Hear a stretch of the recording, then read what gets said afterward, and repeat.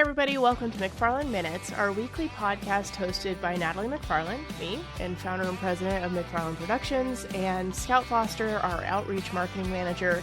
In these episodes, you can expect deleted scenes, in-depth campaign reviews, project highlights, marketing concepts, book reviews, and a deep dive into the creative process at Off Your Rocker Films, and of course, invaluable lessons on mentorship, leadership, and the business of it all. We are so excited to be releasing our episodes every Sunday as your soft launch to Monday. Hey everybody, welcome to episode 11 of McFarland Minutes, your soft launch to Monday. We are starting this week a 3-part series of the top 10 questions that we get asked as a marketing agency for various marketing tactics. So we'll do a few questions each episode, and it'll basically be our next 3 episodes. So episode 11, episode 12, episode 13 will encompass these top 10 questions that we get. Hey, Scout, how's it going today? It's going. Happy day. Whatever Happy day it is. Happy That's Sunday, what my because day's that's when you're doing. watching this, Yeah. right? Yeah. So we've come up with a list of questions that we get asked frequently. The first one in our list here is, how do you approach building an authentic brand in a noisy digital space? Scout, do you want to start on that? Yeah, my answer's pretty short, which we can elaborate on together, but I honestly think it's just being authentically yourself and who your company is. A couple episodes we talked about Know What You're For, the book, and I honestly feel like that's the answer. Know who you're for, know what you're for, stand by that, and your content needs to reflect that. Yeah, totally. I think that basically our entire theory is what plays into this one for me, is that we really Mhm. want to show up in a space talking about who it is that that brand cares about, right? So if it's Schaefer Outfitter, we're probably talking about working cowboys or, possibly, rodeo athletes or something like that, right? But we're not just Mhm. like trying to sell to them all the time. We're genuinely interested in their lifestyle and then subsequently how the apparel fits into it, right? Right, So exactly. like we basically just want to create a synergy between a brand and their community, and that's really what's going to build kind of that addicted following that so many brands strive for. Well, all brands really Mhm. strive for. I think we talked about this a little bit in I think it was the Floribama episode. I think I was talking to Steve about this, but just that, like, you create a brand so strong that people are willing to wear the logo on a t-shirt, right? Like, a logo means absolutely nothing. So how do you do that? And I think it's really connecting with your audience on a deeper level than just stuff. Yeah, that. It's not just stuff. Yeah. That, period. Yeah, there's a representation. I mean, Yeti is kind of a classic example of this, right? How many cooler companies are there out there? Like Oh, hundreds, thousands, so many. right? Yeah. Why do people care about Yeti versus any other one, right? Like, I can name off a few other ones, but like not because they have any kind of a brand identity that I can off the top of my head think of. But Yeti is Mhm. like for the wild, right? For Right. things that are actually happening outdoors, for the people, right? And how did they do that? They created Yeti films. And Mhm. like, when I tell you I'm a fan of Yeti films, like, I am a fan of Yeti films. The whole theory behind that whole thing is it for me when it comes to this question about building an authentic brand in a noisy digital space. So, I almost feel like they were maybe the first that I noticed to do it. yeah, totally. There's other ones that are doing it now too. Mhm. Sitka does a great job of it. Mhm. There's quite a few of them. I think it's Resistol that's done quite a few now too, and a few of their films and things like that. Anyway, I'm a fan of that tactic. I think it is like sort of a masterclass in the explanation of what we mean with building an authentic brand. So Mhm. cool. Agreed. Ready for question 2? I am. My stomach hurts a little bit. I feel like I don't know really what's coming. So this is one we sort of debated a little bit, and I think it's one that we continually debate, and maybe it's something that we take on a case-by-case scenario. But what is one marketing tactic you've retired, and why? I think like I immediately go to maybe like cold calls. Yeah. But then again, like sometimes I feel like it works. Like I I feel like this is incredibly in like case by case situation. Mhm. For example, one of our friends here in Crockett, small town here in Crockett, ran for school board and he did not do a campaign. He just called everyone in voting in the voting district. He had some signs and things, and he won. And I'm like, well, good for you. That's pretty Yeah. awesome. Like, we were over here like strategizing a full campaign. His wife works in marketing. I work in marketing. So we were like, really, we were doing the most. He's like, no, I think I'm just going to call everybody. And I'm like, ooh, okay. I'm worried. But he won. And he was right. And he won by a landslide. So sometimes I'm like, in a But situation like okay, but that, it why can did work. that work, right? Because most a school board maybe like is less this, but most political campaigns are a little inaccessible, right? They go out and they do rallies and they'll do interviews for press conferences and they'll do stuff like that, but it's a little tough to have a one-on-one conversation with a politician. Now, school board's probably a lot easier, right? You're a little bit more Hmm. of a member of the community than your typical, right? Sort of, state or specifically national level. Hmm. But how cool was it that he took the time to like individually have a conversation with people where he was able to connect with them over something, right? Probably a pain point about the school, right? Well, I'm just shocked that people answered, is my point Oh of view. yeah, yeah, totally. I'm sure he got lots of, "Hey, I'm not interested in talking to you." I'm sure he got lots of no answers. I'm sure he left a lot of Mhm, voicemails that didn't work. mhm, But I think, like, really it comes down to, like, any tactic for me is really on the table so long as it's right for your audience, right? mhm, So, like, I kinda and I think you're in this boat too, I kinda like the throwback to some print stuff, like, to some, mhm. like, mailer type print stuff, right? Not I print love ads, mail. I love a mailer. I do. which is I hilarious love because receiving both of them. us hate going to the post office, so Oh, no, no, I'm not leaving, my house to go get or mail out anything. It needs to come to my mailbox that's yeah, who attached was to it my that did house. just a stellar job of their catalog not that long ago? Schaefer did a stellar job, but there was one that we don't was it Boot Boot Barn. Barn that we It was got and Boot we were Barn. all just straight impressed by Boot Barn's Yeah. catalog? It Which was I like a think catalogs magazine it was. It was absolutely a magazine. or like a And then they had coffee like table book or I don't know, it was beyond a catalog. and they were super creative about it too because they had it where it was like a flip read. So Oh, like yeah.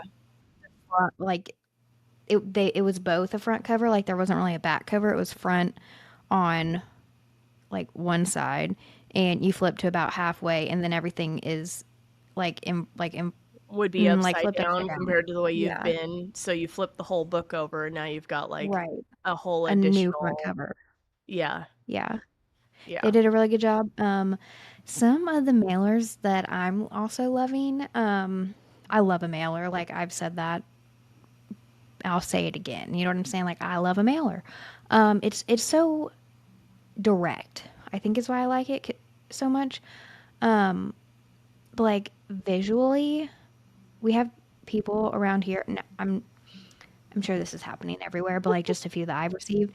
Roofing companies and window replacement companies are sending out like it looks like a mock,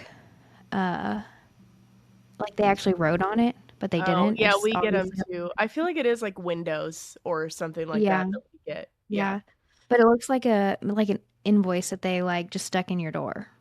Like, hey, Yeah. we stopped by. We noticed a lot of homes in your neighborhood or something, and I'm like, no, you didn't. We'll get them like a piece of binder paper, like, basically, Mm-hmm. and it'll be mailed Mm-hmm. to us, right? And so it's, like, got the blue lines on it and the whole thing, Yep. right? Yep.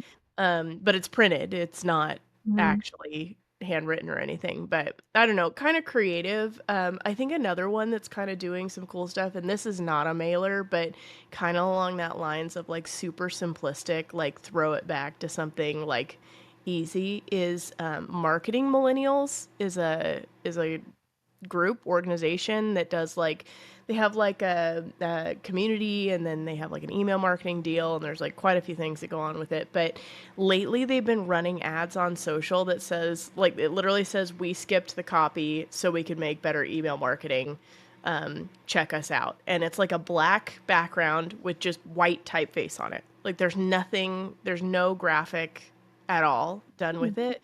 And I almost think it's like the interruption to this like overly designed, over splashy, sort of thing that like the binder paper deal, works for, Mm-hmm. or like really throwing it back to something old, works for. Pink's Window Cleaning is a franchise actually based out of Austin, Texas, but they're kind of all over.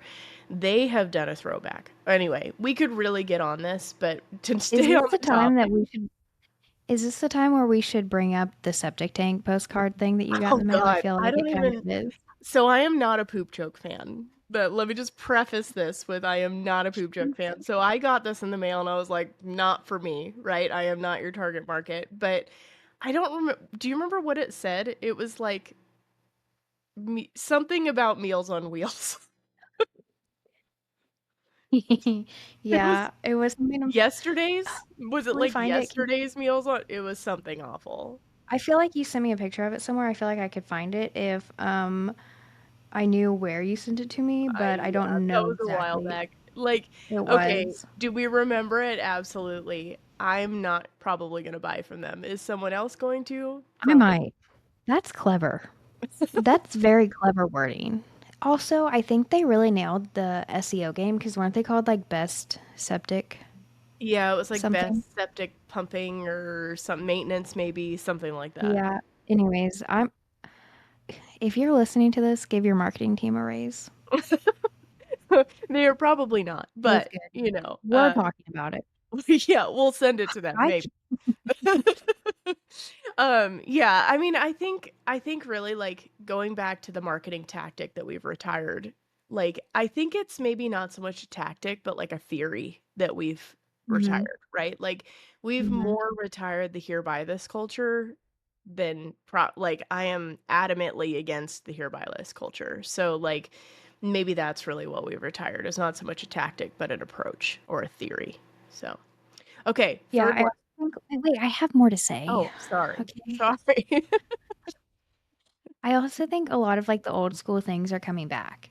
So like I do think people are like more interested if it's nostalgic, Yes. you know? I So also like feel like so possibly something. newspaper isn't dead, Yeah. I you know? recently went to a conference run by Cody Sanchez and her team, Contrarian Thinking. That was last week. I think it was last week. And I guess it's not last week according to this podcast, but the time we're recording, it was last week. They actually had Pink's Window Cleaning come and speak, the two founders. And they're two young guys. I'm going to guess they're in their early 30s, maybe. Like they're pretty young. But what I think that they did different, right? The fact that anybody can remember a cleaning company's name, right?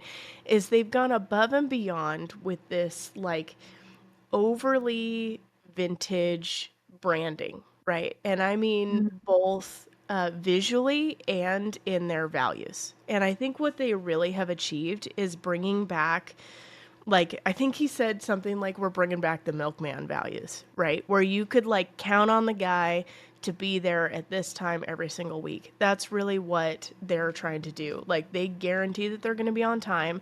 They give you a 1 hour window. Like their whole brand, like their uniforms are very kind of like 50s vintage, like 40s vintage sort of look.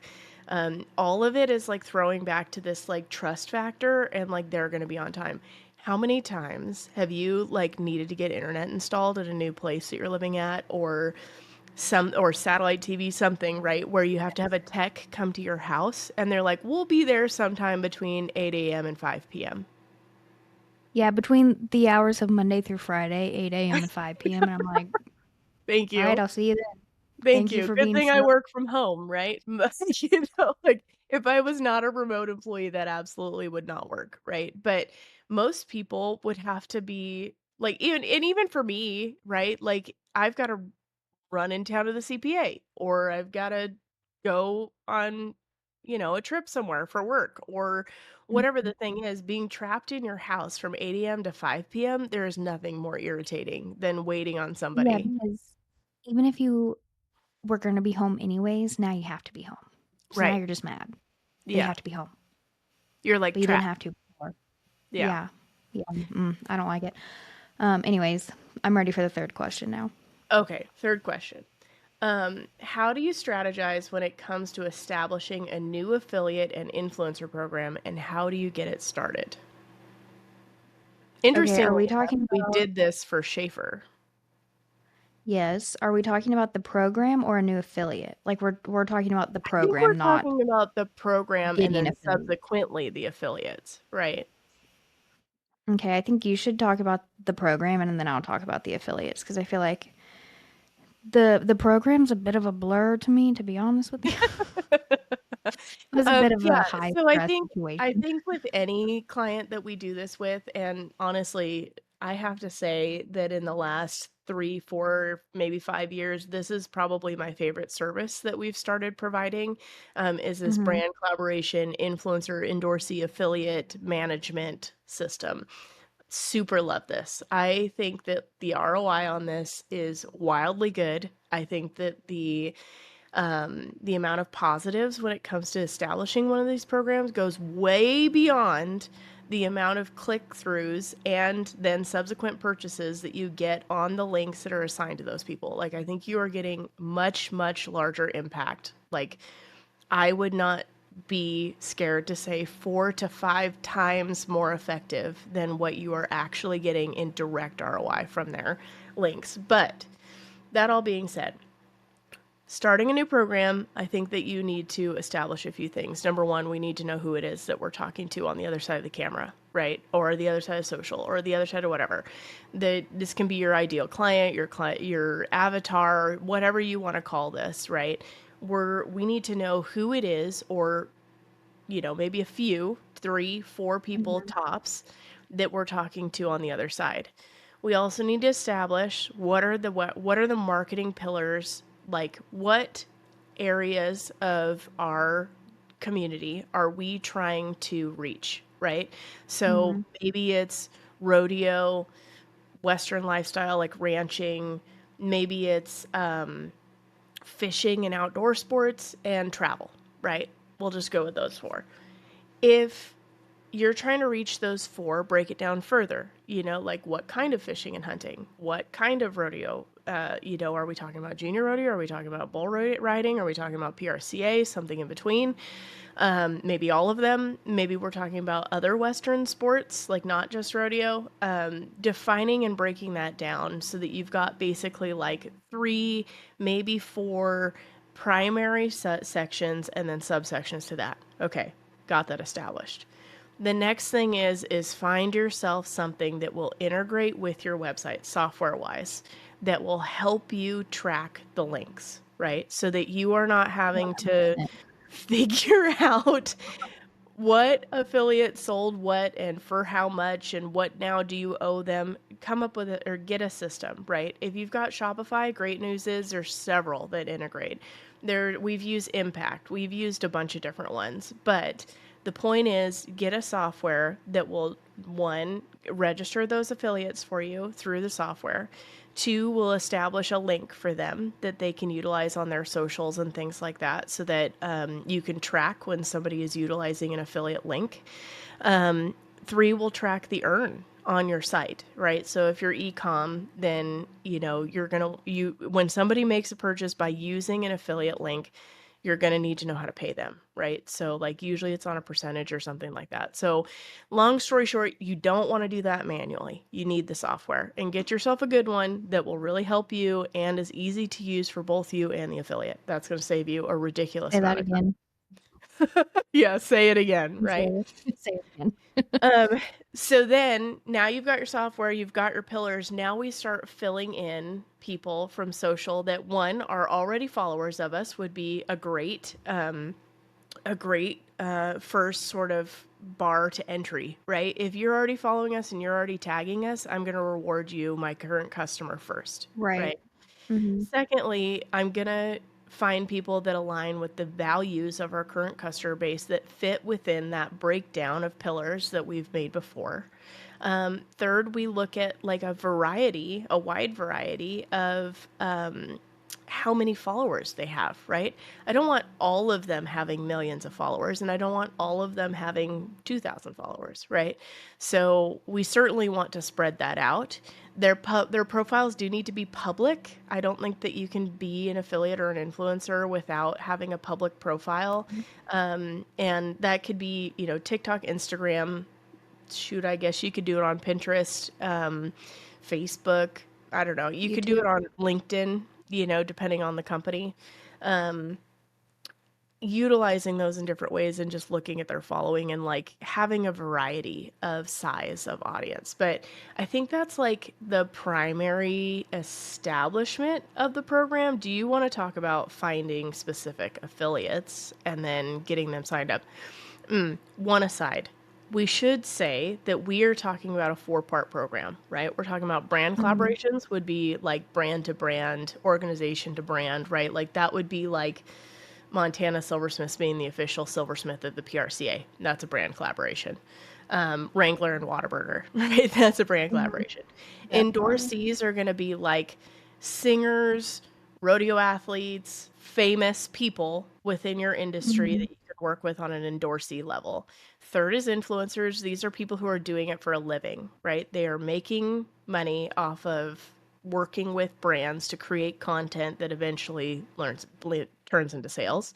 The fourth is affiliates. That person does not have to be any of those things, right? That can just be somebody who's a fan of your brand. So they can Mm-hmm. be much smaller from like the following perspective. We still assign an affiliate link to every single one of those levels. So you get one Mm-hmm. regardless so that we can track the sales. So now I will let you talk about how do you select influencers, affiliates, however, and how do you get them registered? And then how do you work with them to keep them motivated to keep posting content and making them feel appreciated for doing so? Yeah, I think you started to talk about this with number one, public versus private account. Obviously, that's a major thing we have to look into. Follower count. I think that follower count has changed perspectives maybe in the last couple years. You have like micro, nano, macro, maybe. I don't know all the levels. Essentially, uh, I like to stick around about 10 to 20,000. I think that those accounts have a great reach, but also a great connection with their followers. So they're not at like a million followers. Obviously, you can't provide one on one connection with you and 1 million followers. That's not to say that we don't do anything with people that have a ton of followers. I would just say that they maybe are more on the endorsee level. So that contract looks different, or I don't know, maybe we just do fewer of those. We really lean on the 10 to 20,000 followers. And then we do some just under 10, but usually those are on the affiliate level, which a lot of times who we're working with, client wise and affiliate influencer wise, we start everyone as an affiliate and then work to build a relationship with them as a client, and more on the management side of it, and then build from there. But what I look for in an affiliate is going to be different than what I look for in an influencer. Usually, influencers reach out to you. I do the reaching out for affiliates, so it's a little bit different of a relationship or a connection there. I'm going to start with affiliates because I think I have less to say about that. Oh wait, I'm going to start with influencer. Is that what I said? I don't know. You said affiliate, Um, but that's fine. mhm. Whatever you want I'm to an go. influencer. I'm an influencer. I have less to say about that just because they do reach out to you. So that is more of a review and approve situation as opposed to researching and building a connection, seeing if they're already a customer. So influencers. Sorry, I have like a nice little divide in my head right now about affiliate and influencer. So I'm trying to stick to the one side that is affiliate, influencer.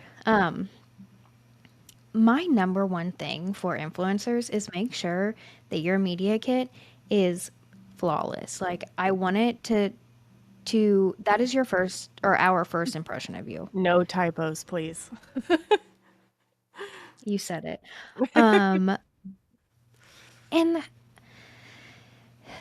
also make sure that it's like well branded to you. Like don't send me okay, this is actually many levels. Number one, don't send me just a plain white piece of paper with your stats and prices because it's going to be an immediate no. Um, I think what it is about Even that for beyond that, me is mhm, if you are an influencer, that makes you a creative because you're a content creator. So I want to see that you have some that level you're of creative, creative even when you're presenting yourself. agreed. Um, if you send me a document that is a white piece of paper, I'm going to question how good the content we're going to get out of you is because I mean, Canva exists. You might not be a graphic designer. I'm not asking for that. But There's also or like even templates too for like right, resume templates or like right, pitch deck templates, that kind of thing that you can get for even like Google Docs, right? right.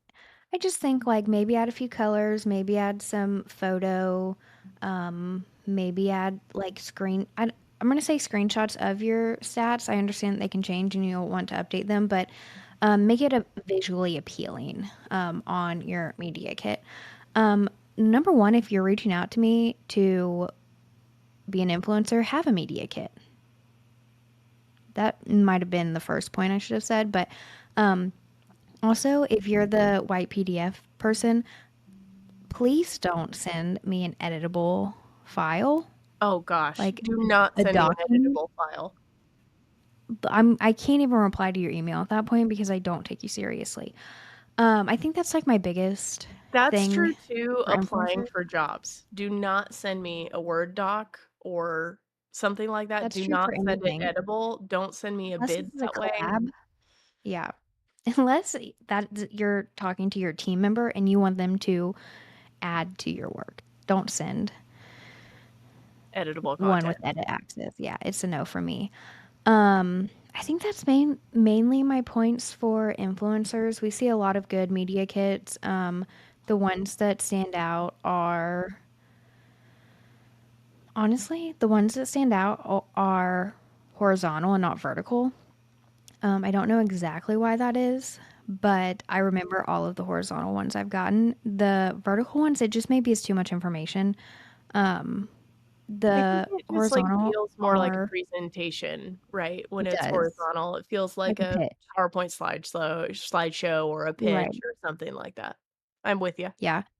Sorry, these are just like really small things that I notice as someone who works with influencers. I don't know if this is life changing material, but it's things that I remember after hundreds of media kits.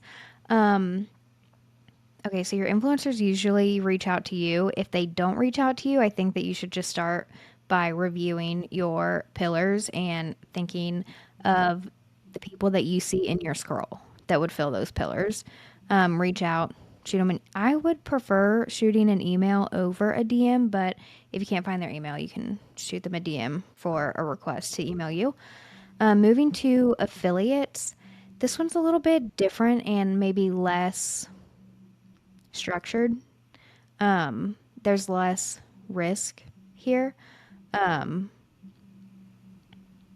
I I think, think like, my to biggest preface this too, like, typically with influencers, you're paying upfront for content versus affiliates, you're paying on commission for content. mhm, So, it's a mhm. little Yeah, that was different. a good ad. And you're also, like I mean, both of them you're gonna provide product, right? So, you're either gonna Yeah, send it to that like, you're gonna send them some amount of product, seed them product is what we would call it, yeah, for, like, their use within the content, so mhm. Good ad there. Affiliates, I think that that's where like you should just start looking at who your customers currently are. Look at their followers, look at their content. Is it good? Is it appropriate? Is it consistent? Do they care about what they're posting about themselves and the products that they're using? I think that's the biggest thing for affiliates. I just want them to be appropriate and create good content, and also share what they love. So that's a little bit more genuine, casual. I feel like I'm looking at this as like really nonchalant. So I feel like I'm missing some things because I am in it all day. So I don't know if there's something I feel like I there's feel something like with good content. affiliates, like it's a community like alignment and it's a moral alignment with your company and Right. like making sure that they serve, probably trying to hit like one specific piece of your pillars that you've Mhm. created for that, but sometimes they'll hit more than one, right? Like we've got a couple of Mhm. affiliates that are, both ranching and Yeah. travel, for example. Mhm. So, I think that you can get both, but I think that you're really after one. And I think with any of these, you need to teach them your brand story, right? Like Right. make them involved, like let them understand, spend some time talking with them before they go out and start creating content so that Mhm. they know how to talk about you and really like the things that would be important to know, right? So like Right. maybe you use some specific material and it's important because it's I don't done through regenerative ag or something, right? Like Mhm. maybe that's not the thing, but you can see what I mean. Like just telling that brand story so that they understand the why behind what it is that you're Yeah. doing. Yeah. You also asked me about how we nurture those affiliates to Yes. keep going even when maybe sales are lower. I like to take maybe more of a friendship approach on this. And honestly, just reach out and be like, hey, I looked at your analytics earlier. You're like in the top 3 of our affiliates. Thank you so much for all your work. Content looks great. I think that's probably my first line of defense, for lack of better words. Of course, you can always send them more product. One thing that I've noticed with apparel is it's nice to send seasonal Mhm. products. So if all they have to post about is 32-degree weather apparel, well, yeah, that you're not going to get any content for 80-degree weather. Yeah. So I think, I think you can also, like, along with that, involve them with launches of new products, right? So if you're mhm, apparel, for example, maybe you're launching mhm, a new shirt line or something like that. Send mhm, the new shirts. right, Right. Like make them a part of it and tell them like, "Hey, we want you to be one of the first ones with the new shirt line on. We're sending this to you ahead of them being released. The release date is whatever." And like making mhm, them part of that. So, mhm. Yeah, I agree. Another thing, this is not necessarily nurturing your current affiliates, but you can always add more affiliates to the pool so you keep getting more content on that account. So I think treat them like a friend, nurture them. You can only do so much. If they're done, you know, they're done. And I think that's something you have to understand too. Sometimes people move on, change direction. Sometimes people take social media breaks. That's something I've noticed. But I think just being friendly and connecting with them on a personal level, there's several of ours that I have their cell phone number and I reach out to, I would say monthly. They reach out to me monthly, yeah. sometimes weekly. I'm like, yep, no, I have nothing for you, but when I do, I'm thinking of you. Something too that we'll do is we'll take the affiliates and turn them into influencers for specific event Mm-hmm. activations, right? Mm-hmm. So if we have an event, like we had an event, west of Denver, Colorado, up in the mountains there. It's one of the ski locations, and we had an affiliate who lived within 2 hours, you think, of that location? We Around. maybe about 2 hours away from that location. And we had them go travel to this event and basically do a bunch of social stories and things like that. Where normally on like an everyday basis, they're an affiliate for us. So we're able to like create this map, if you will, of affiliates spread out all over, and where maybe we're not a full sponsor of an event, or maybe like just aren't quite as involved to be able to send like an influencer or go ourselves or something like that, it makes sense to send an affiliate there, right? One, it's a fun experience for the affiliate. And two, it gives you a presence there at the thing, at something that is a current event. So like basically staying relevant, it helps a lot with that. It also puts you in places you maybe aren't showing up otherwise. So that's certainly a way that we've utilized our affiliates to like continue incentivizing them as well, where they're getting sort of these event activation contracts based on, whatever the parameters are for that particular company. But that's kind of a good one too. Cool. I Okay. think that, again, like this is my favorite, this brand collaborations, influencer management program, establishment and management is number one. Like I love it because I think it helps our customers in a big way. Like I think it helps brands really, really, really reach. I think it spreads out your social chatter. It helps you like get beyond your own social profile, right?